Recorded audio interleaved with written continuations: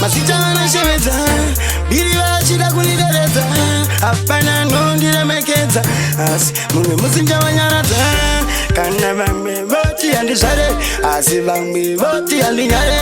Asi na mwari wangu alinyure, shimboishi regai ndisanyore. Shandaga puwandini, bangme avana wani. Sabai na so andina, asi bangme babo voti nini. Ndi chame kwane gonzo.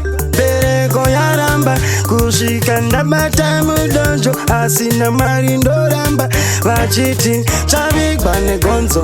Bereko yaramba kushika ndabata mudonjo na mwari wangu ndinoramba. Chakawanda zalinazo zabasina vamwe vanivengera basina andingamanikidzire musade kundimanyire. Mwari kana vopa vanopa ende kana voda vanoda saka andipereba wandini vamwe vachinitini ndichavigwa negonzo.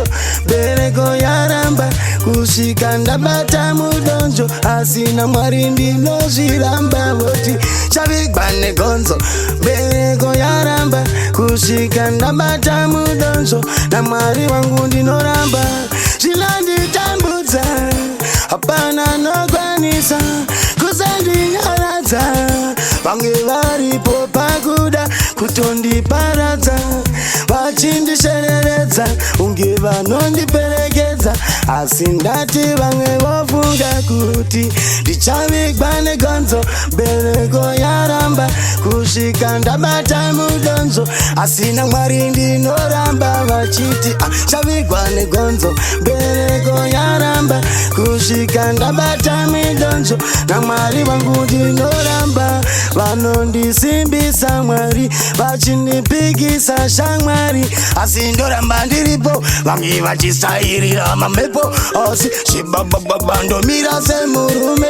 Aiwa inina ndigume kumirira nguva asi nyangwe vachiti nini chavigwa negonzo.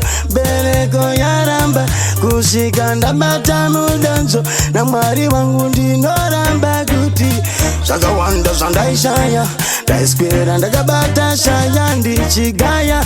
Asi uno mvura yona yandatini pamwe nchaga negonzo asi bereko yaramba ndini ndichiripo ndini zvinorwadzawo zvinotambudza asi kana ndochema muna matondi mwari wangu zvinotambudza hapana nonyaradza.